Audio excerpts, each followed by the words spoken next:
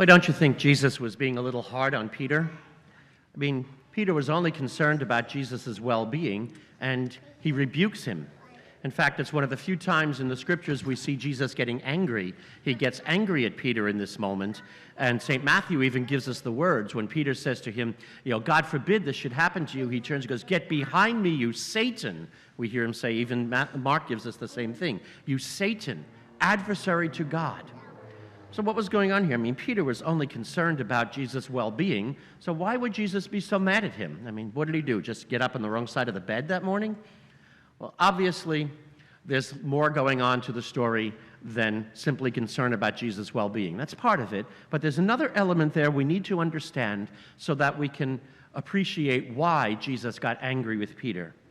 And that was the fact that Jesus had just asked the disciples, who do people say that I am? They responded, and who do you say I am? He says, you are the Christ. The Christ is also the word for the Messiah. It literally means the anointed one. The word Messiah is Hebrew for anointed. Christ is Greek for anointed. So whether you hear Messiah or Christ, it means the same thing, the anointed one, the promised one that all the Jews had been waiting for. And they had a belief at Jesus' time that when the Messiah came, one thing about him was that he was never going to die. They got this idea from the scriptures, and they got the right answer, but the wrong way. They kind of put 2 and 2 together and got the square root of 16. And yes, they understood properly that the Messiah would live forever, but they thought it meant he would never die. So the best way to prove somebody was not the Messiah was if he died. And there were many people who had come along claiming to be messiahs before Jesus and even afterwards. Most of them were political people who were going to raise up an army and overthrow the Romans. And whenever the guy died, they realized, well, that's it, he's not the Messiah, and the people just disbanded. And so, the best way to prove somebody is not the Messiah is to get him killed. In fact, that's one thing Pontius Pilate didn't understand at Jesus' trial. When he had Jesus scourged, figuring maybe that would just be enough suffering for him, he goes, all right, he's been punished enough that the chief priests would say, all right, that's fine. No, he didn't understand that Jesus, in their eyes, had to be put to death because his death would prove to all of his followers he was not the Messiah, and they would just disband, and this whole Jesus movement would disappear. So, with that understanding, Jesus tells Peter, you are right, I am the Messiah, I am the Christ, and now I'm going to go to Jerusalem where I'm going to suffer and be killed.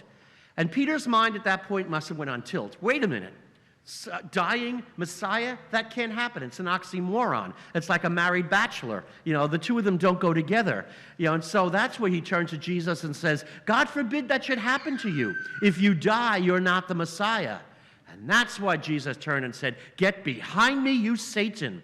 You're thinking the way people think, not the way God thinks. In other words, he's telling Peter, the leaders have it wrong. They've misunderstood, and you're listening to what they told you, and you have to change. I cannot work in the system that they have created. I have come to be the Messiah in a very different way from what they understand, and you must allow me to work my way and not try to fit me into their way of thinking. Because if you try to do that, then I will forever be a stumbling block to you if you expect me to work the way they've got it all figured out, because that's not the way I've come to work. And so he was very strong with Peter on that, and then tells all the people afterwards that they too must pick up their cross and follow in his footsteps, indicating, of course, how he was going to die. But Jesus' strong reminder to Peter, you're thinking the way man thinks, not the way God thinks, is a problem that has plagued mankind since the beginning of time. The biggest obstacle for belief in God in the eyes of so many people over the millennia, not just among Christianity, but people everywhere, is the problem of evil. If God is so good, then why is there so much evil in the world? How often have we heard that question posed, and people say that, and it's their objection to believing in God. And the argument is, if God is all good and all beauty and all wisdom and all truth, then the presence of evil doesn't go along with that. Therefore, God must not exist. Or if God exists, he's really evil and he doesn't care about us. Because if God were good, he'd get rid of all the evil in the world. That's how we think. That's the way man thinks. That's not the way God thinks. And first of all, people, in looking at that, we have to say, people say, if God is so good, why is there so much evil in the world? Well, God is not the cause of the evil in the world. People say, why would God make an evil world? Why didn't he give us a perfect world? And the answer is, he did. He gave us paradise. He put Adam and Eve in the Garden of Eden, which was paradise, and told them you can eat the fruit of all the trees in the garden. The only one, so you can enjoy all of the fruits of the garden. The only thing you must not do is try to eat the fruit of the tree of the knowledge of good and evil, or even touch it, or you will die. And that's a beautifully poetic way of saying, Adam, Eve, don't try to decide for yourself what's right and wrong. Don't follow your own mind and your heart. I am God and you are not. I cannot be mistaken. You can. Just because you think it in your mind or feel it in your heart doesn't make it right. You can be wrong. You can be deceived. But then Satan came along, and in his war against God, he decides to trick Adam and Eve into telling them, no, God doesn't want you eating the fruit of that tree, because he knows the minute you eat it, you're going to be just like God. You'll know right from wrong. So what's really happening here is God is lying to you. He's trying to force you to listen to him so that he can manipulate you, so that he has his power over you. He wants you to be his puppets. And he tells you that to lie to you, because other than that, if you strike out on your own, you're going to discover you're just like God. He won't have you anymore. You won't need him, and God will have no authority, and you'll be gods yourself. And they believed him. They believed that God was lying and Satan was telling them the truth. So they ate the fruit of the tree, and with that, did they know all right from wrong? No, of course not. They gave the devil his power in the world. And that's what brought evil and its greatest power, death, into our world. So, God did not give us an imperfect world. God gave us a perfect world. If you want to ask why is there evil in the world, the answer to that question is it's our fault. Adam and Eve, by disobeying God, allowed the devil his work, and every time you and I commit a sin, we perpetuate that original sin. We allow the devil to have power over us. We do what he tells us to do rather than what God tells us to do. And that, of course, sets up the struggle that we deal with every day and will end up dealing with until the end of time.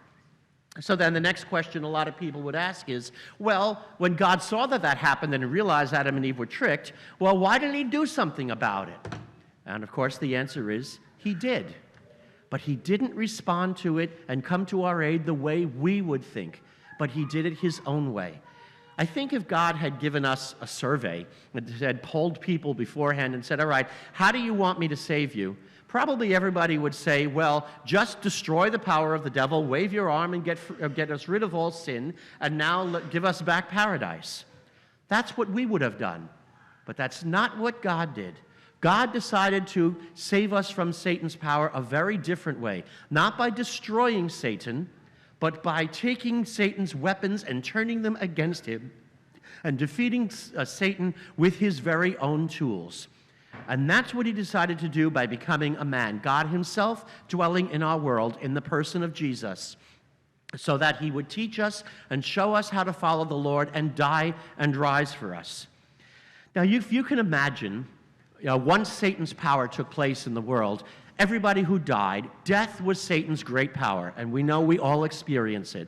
That death, no matter how good we try to be, once original sin happened, it was the entrance to condemnation. Imagine everyone dying and their soul being dragged down into a dungeon, just like we see in all sorts of movies, and the person being shackled hands and feet to the wall, and a massive iron gate slammed, and a big key locks it, and everybody is in there, and there's nobody inside the jail who can do anything about it. No human being is more powerful than Satan, and so we are under his spell, and death was the entrance into Satan's kingdom.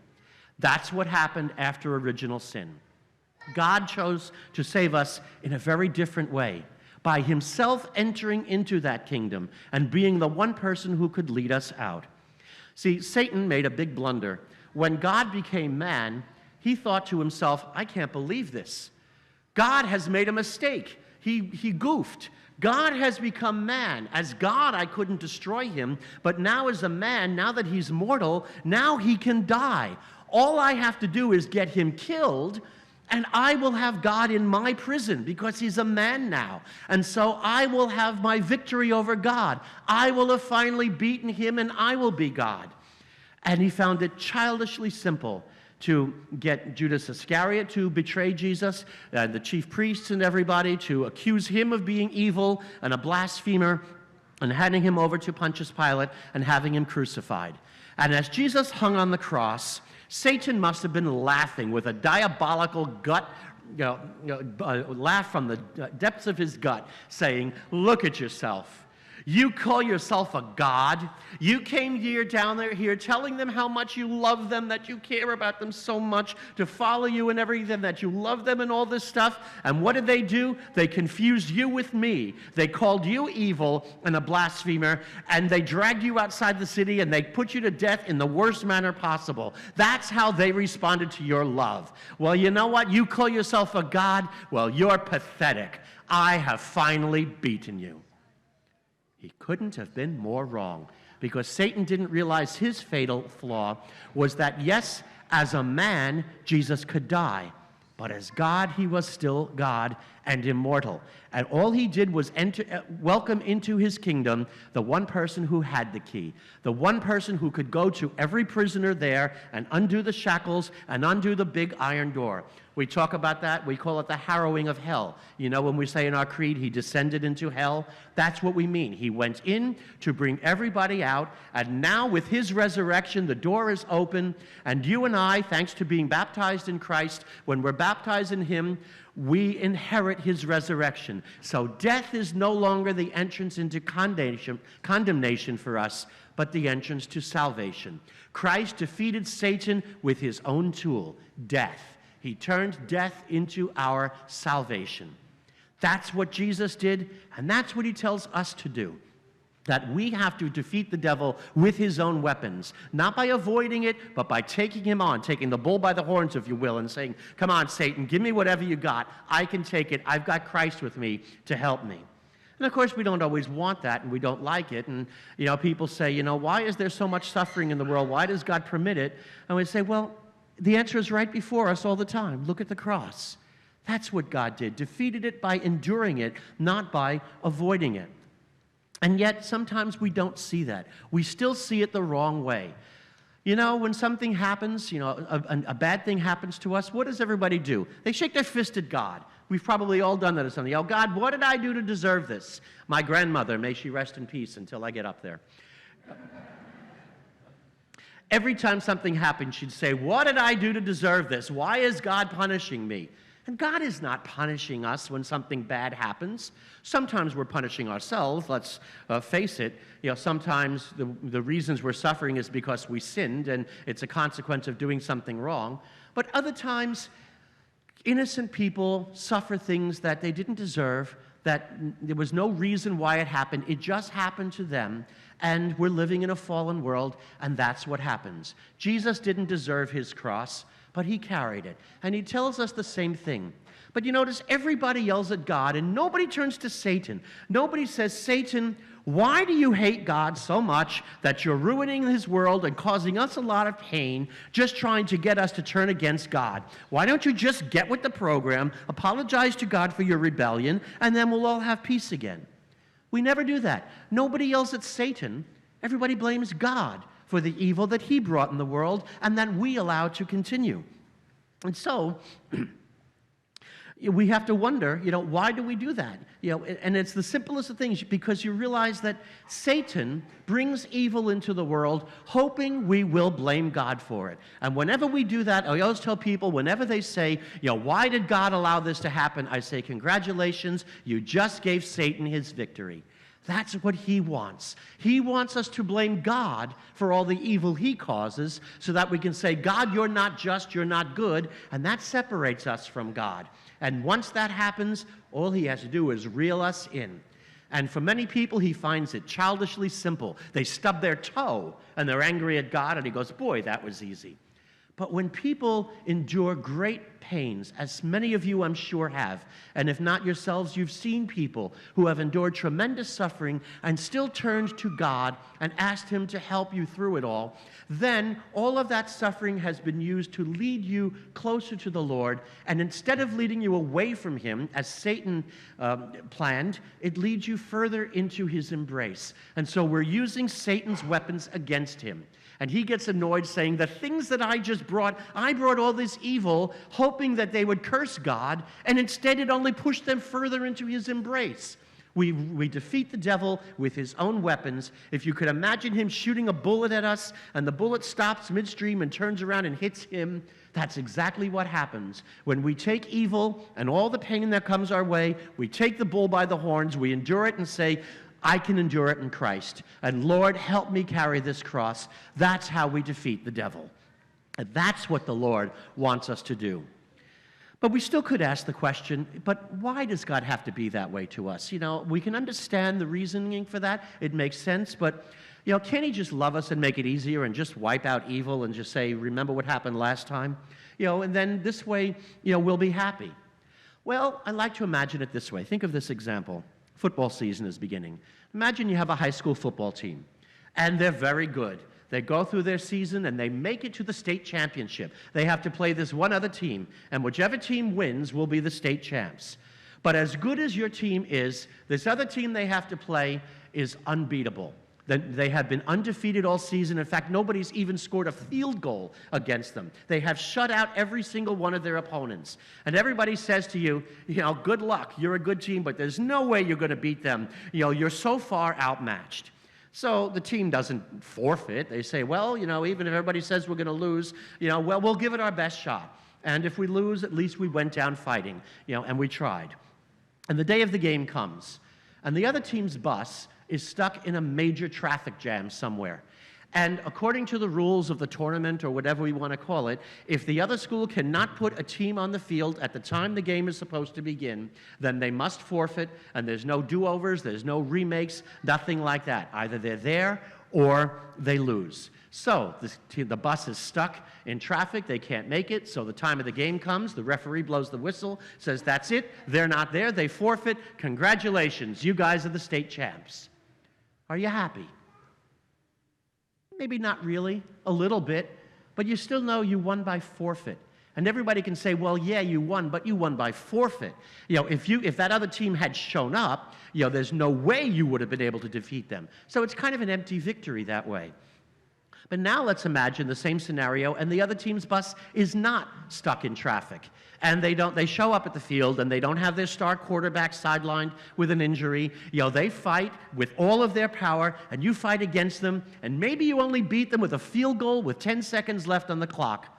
But now you've won. Now everybody can look at you and say, congratulations, you're fantastic. You took on that team and you beat them. Wow, I tip my hat to you. And imagine if you mopped the field with them. You beat them 54-0 or something like that. People would be absolutely amazed and say, wow, you took on that team that nobody else could defeat, and you made mincemeat out of them. You know, you're fantastic. And that's what the great saints have done with the devil. Made mincemeat out of him, just ridiculed him. All the evil he brought to them to try to get them to curse God, he turned them into great saints. So they defeated him by taking on his own game. And that's the benefit for us when we deal with the evils that come our way. Can you imagine if the worst problem we ever had to face in our life was, oh darn, my Lamborghini is in the shop and today I have to use the Ferrari instead? You know, how could we not turn and thank God for all the gifts He'd given us if that's what we had? If that's the worst thing, we'd be ingrates if we didn't thank God and love Him when He's given us the life of Riley.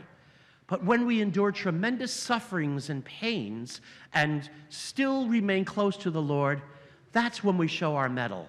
That's when people look at us and say, wow, how did you do that?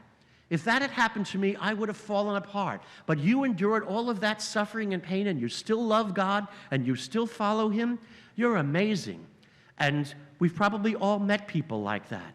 And the greatest saints, the people we honor the most, are not the people who live a perfectly easy life, but the people who can go through all the difficulties and still be joyful, still trust in God, and still be there to help us through our lives. And in fact, they say those are the people who are best suited to be able to help others and make a difference in their life because they've been there before. They know how to do it, and they can teach us how to do it. And together, we can help each other carry our crosses and follow the Lord into salvation. And so, my friends, we all have things that happen to us in our lives. We don't have to go out of our way to find evil. Sorrow and suffering come to us. Sometimes they're our own fault, sometimes they're not. But when they come, rather than shaking our fist at God and saying, God, why did you let this happen to me? Instead, turn to the Lord and say, Lord, I know I didn't deserve it. I know you didn't cause it, but help me to endure it. Help me to defeat the devil with this evil that he has brought to me. Be there to strengthen me. And he will be there, and we will carry our cross. He'll be there like Simon of Cyrene helping us. And when our life is over, the Lord will look at us and say, well done, brave and faithful servant. You carried your cross as I carried mine. Now enter into the glory of my kingdom. You have won your eternal rest. May Jesus Christ be praised, now and forever.